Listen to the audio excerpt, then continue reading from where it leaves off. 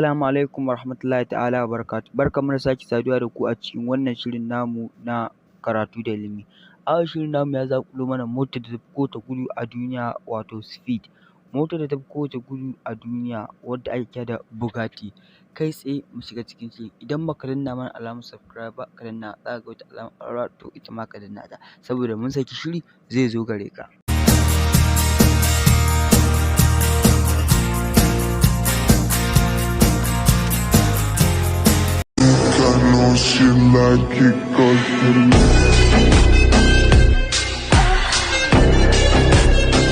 Wannan mota sunanta Bugatti Veyron.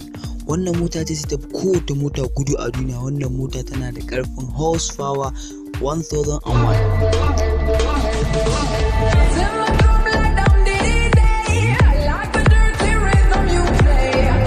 Faransa su ne suka kera ta, amma ainihin Mr. Bugatti wanda ya fara kera motar an kashe shi a bisa dalilin da hasada irin na turawa, ganin Allah ya fara ɗaukar kamfaninsa.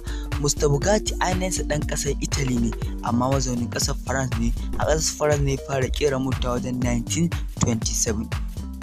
Bayan ya shiga wani racing competition sai kuwa Allah ya ba sa sa'a ya zo first.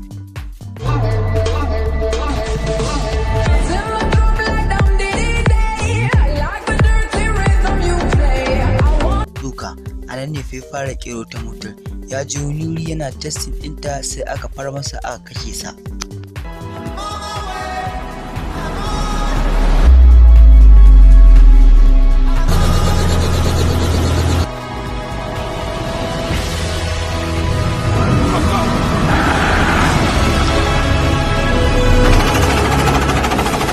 Mota ce mai gudun gaske wadda har ila yau ba a samu wata mota da ta wuce ta ba.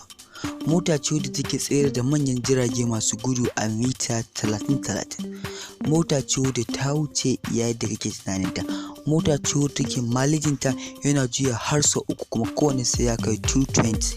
Yanzu ita ake yayi bai da bayyama matasa.